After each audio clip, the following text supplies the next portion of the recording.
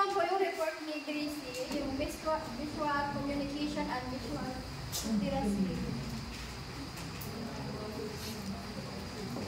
Sino gusto mo ba?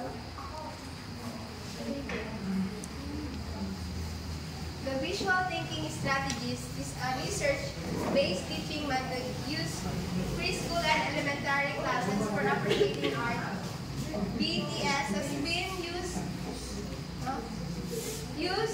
younger students in classroom setting and museum to teach critical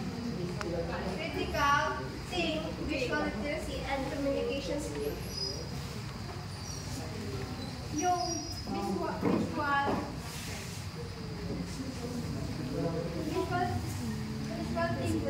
thinking strategy ay ito yung strategy na inaano sa mga preschool at saka sa mga elementary. Ito ang BTS ay ginagamit sa mga silid-aralan at museum upang turuan ang mga bata estudyante ng critical na kagaya ng visual na literasya at komunikasyon sa pamamaraan. Ito tinatanong, meron dito yung may tatlong visual thinking method dito na ito yung kadalasan ginaano ng mga ito yung mga question. What's going on in this picture? What do you see that makes you see that? What more can we find?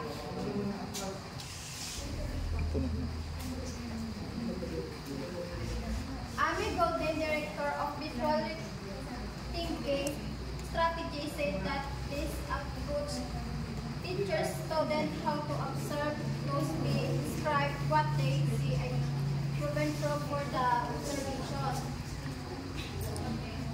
Ayon kay Amy Golden strategy, ang metodong ito ay nagtuturo sa mga estudyante kung paano magmasid ng mabuti, ilarawan ng detalyado ang kanilang nakikita at magbigay ng ebidensya para makanilang sa mga kanilang inobserbahan sa literacy in the ability to find meaning in the emergency.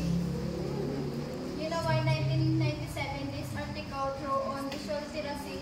You know why 1997 discussed the deep leap of visual literacy, a student conducted by Abigail Fawcett in the stage 1 of this. Dito naman si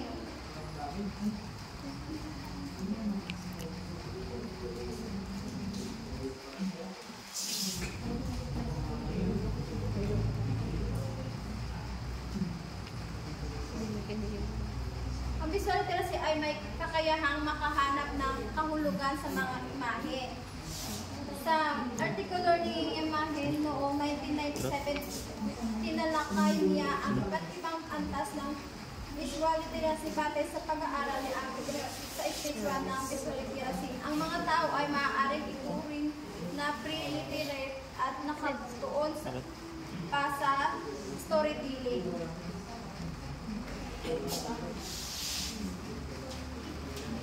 As a student grow older around it. Dito naman yung habang tumatanda ang mga estudyante sa edad ng mga 8 to 12 taon, maaaring gumamit ng mas technical na pamamaraan upang sanayin ang visual literacy. Maaaring tuon ng mga guro ang kanilang pansin sa aplikasyon at pagsusuring ng mga elemento ng sining at mga prinsipyo ng disenyo. Halimbawa po yung can you tell me how you say balance in your vision? What kind of balance? What color harmony did you see? Can you explain that analogous color?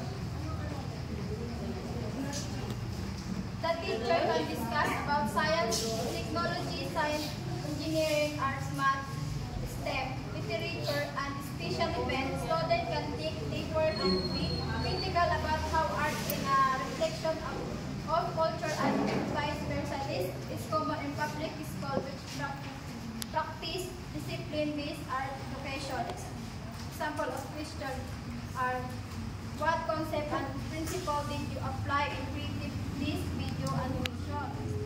can explain how your work is able to keep Philippines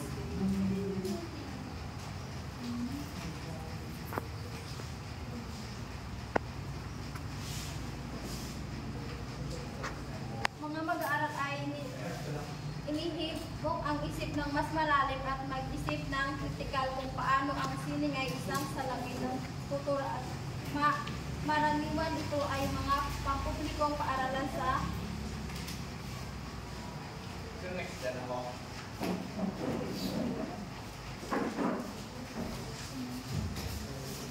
na may interpretation and reflection. Sinong gusto magbasa? When the students are ready, they can collect their work and begin a peer share. In this way, everybody can have a chance to talk. After talking about what is in the picture, students can also share the reasons why it came to it. Appreciation, through reflection, answers the question why and how I feel. Ito naman kapag yung handa na yung estudyante na i-present or i-share yung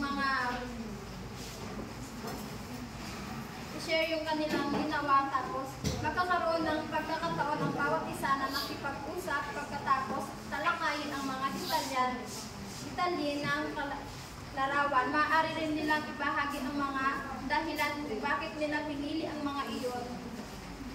Ang pagpapahalaga sa pamamagitan ng paninilay ay tumutulong sa pagsagot sa mga tanong.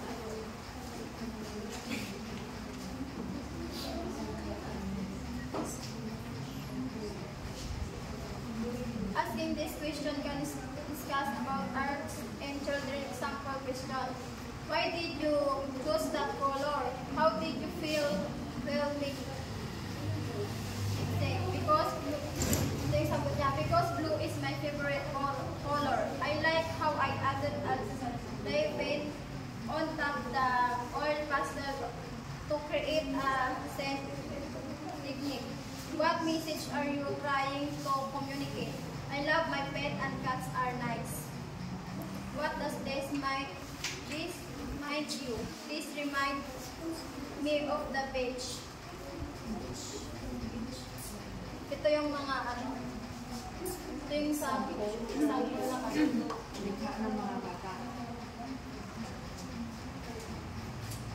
Dito naman tayo sa talking puppets. Sino gusto mo? Erika.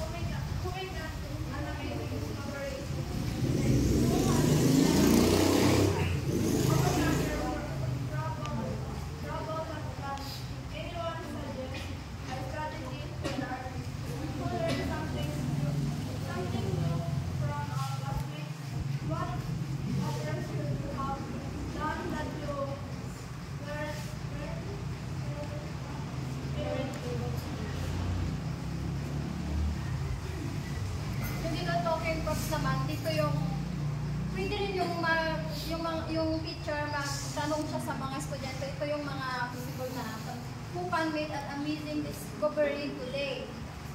Who can struggle today? Did you overcome your problem that can anyone suggest a strategy for the artist? Who learned something new from a classmate? What else could you have done that you were able to do?